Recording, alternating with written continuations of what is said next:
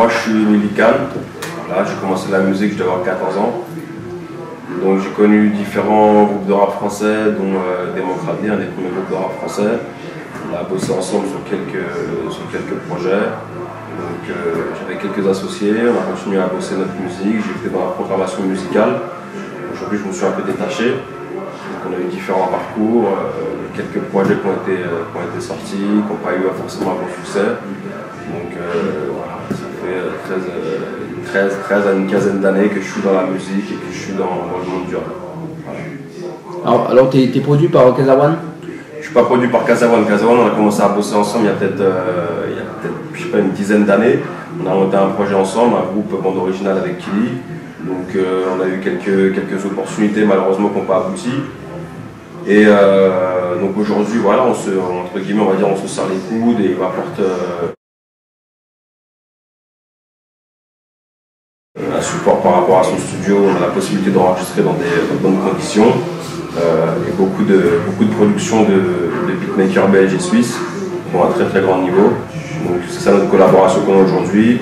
Il a ses projets perso, j'ai les miens. On va entamer différents trucs, je pense, sur des clips ou autres ensemble. Mais c'est pas Kazawan qui me produit, on est en pleine démarche actuellement justement par rapport à nos projets en fait.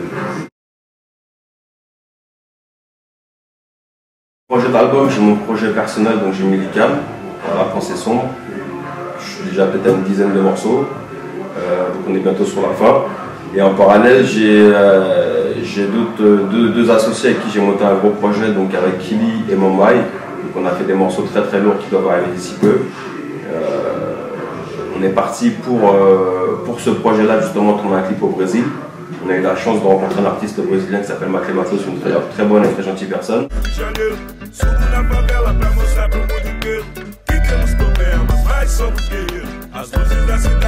Et ben en fait, ce qui s'est passé avant cette rencontre-là, il y a beaucoup d'histoires, c'est que j'ai dû aller peut-être une dizaine de fois au Brésil, donc c'est un pays que j'apprécie beaucoup. On a voulu faire un morceau sur le sujet du Brésil, sur les points positifs et les points négatifs.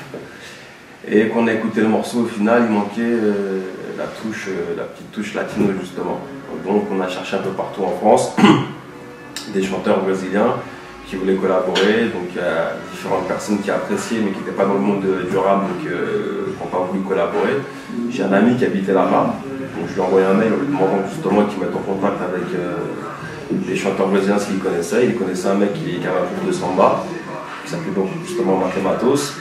Ce mec-là a reçu la maquette, il a écouté. On avait un budget assez limité pour la collaboration. C'est un Brésilien, il n'a pas chipoté, il a fait ça avec le cœur. Donc on est arrivé là-bas à Rio, on a fait les rencontres, ça s'est bien passé. On a fait 2 jours de studio.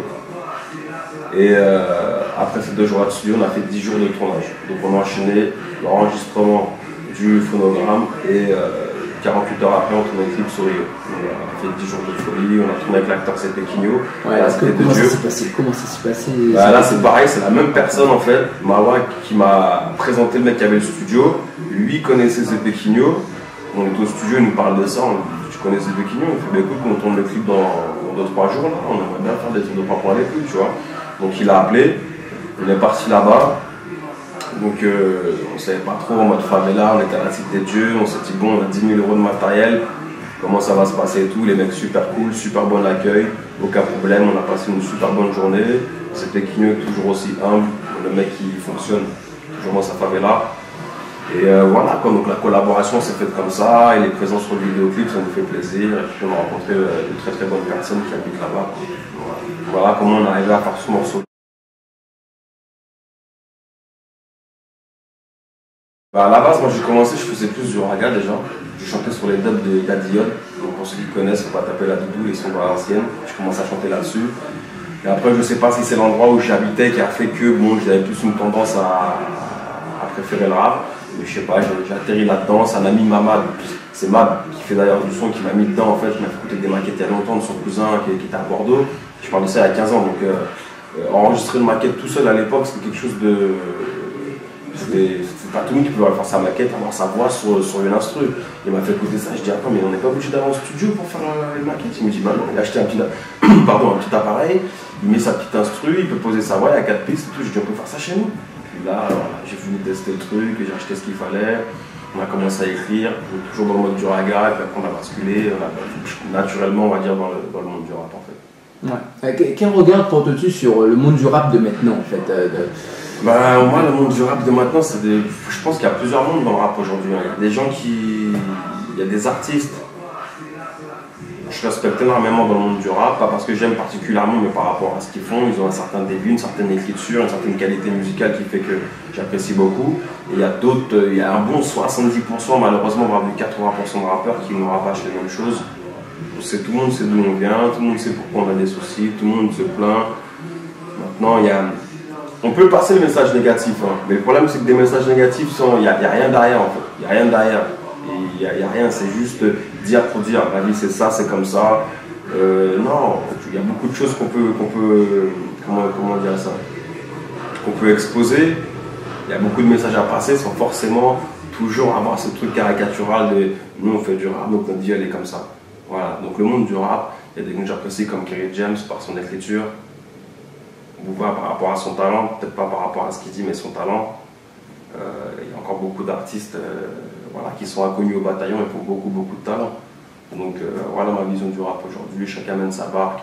Moi je suis quelqu'un par exemple de très nice dans la vraie vie, et dans ma façon de rapper, j'ai une autre attitude parce que c'est ma façon d'exprimer quand il y a des choses qu'on a ressenties au niveau du cœur, on a envie de le dire d'une certaine manière, c'est comme ça que ça sort. Après, comme on dit, bah voilà, c'est le monde du rap. D'accord. Raconte-nous un peu ta rencontre avec MC Yannick. Bah, MC Yannick, bah, c'est des mêmes périodes où j'ai connu le groupe Démocrate D. Le Démocrate D, c'est qui était produit par Jimmy G à l'époque, ceux qui connaissent, pour les anciens.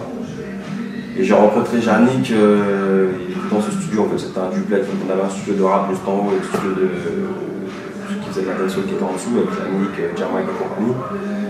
Et c'est un mec avant même que j'allais là-bas que j'appréciais par rapport à ces morceaux qu'il avait fait à l'époque, que tout le monde a dû connaître pour les compilations qui sont sorties de Jimmy J.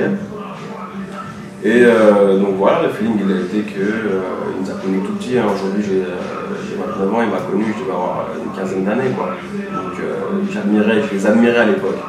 Et puis on a bossé, peut-être je sais pas, il y a peut-être 4 ans, 5 ans, j'ai appelé pour un morceau, il a répondu présent, il m'a appelé pour différents trucs, j'ai répondu présent. Et aujourd'hui je suis sur sa compilation qui vient de sortir, Partie de Time Redeem, où j'ai enregistré un morceau justement là-dessus, et on a tourné le clip aussi récemment, qui doit arriver d'ici peu. Voilà, comme on a collaboré ensemble avec MC Yannick. Ouais, comme tu seras dans le clip. Ouais, en fait c'est un titre que c'est un titre qui est sur la compilation, que personnellement j'étais pas vraiment enthousiasmé par rapport à ce morceau-là. Yannick qui m'a appelé, m'a dit écoute, on a vu ça avec le manager, tout ça avec Jomo, c'est ton morceau qu'on doit faire. Et je lui ai dit bah écoute, tu vois, on y va, on a tourné ça il y a pas longtemps. Moi, il y aura des featuring, donc les 10 morceaux, forcément, c'est 10 morceaux perso, parce qu'on commence toujours par. Moi, personnellement, je préfère faire des morceaux de mon album, et ensuite tout ce qui est featuring, ça passe derrière. Donc, sur l'album, on retrouve de tout. Je raconte un peu comme tout le monde, je raconte ma vie, chacun a son vécu, donc c'est le mec qui sera disposé sur cet album. Je donne mon ressenti, voilà, ma vision des choses sur la vie. Il y a beaucoup de mélancolie, sur l'album. Donc voilà ce qu'il en est pour cet album. D'accord, ok. C'est assez sombre.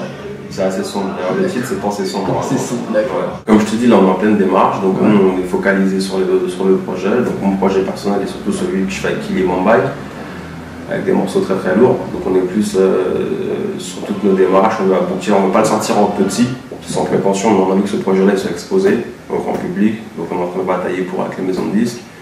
Et donc voilà, tout ce qui est des tournées, des concerts, ça va suivre derrière, je suppose.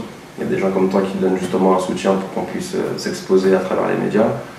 On est là-dessus, voilà, on a le clip qui tourne quand même, le clip du Brésil il est quand même sur MTV, Trace TV, il tourne déjà aux Antilles, sur RFO. Donc pour l'instant on s'expose tout doucement de cette façon-là, et je pense qu'après, une fois qu'on est mis en avant, je pense que tout ce qui est des tournées, des concerts, ça suit naturellement. Ok, nickel, nickel.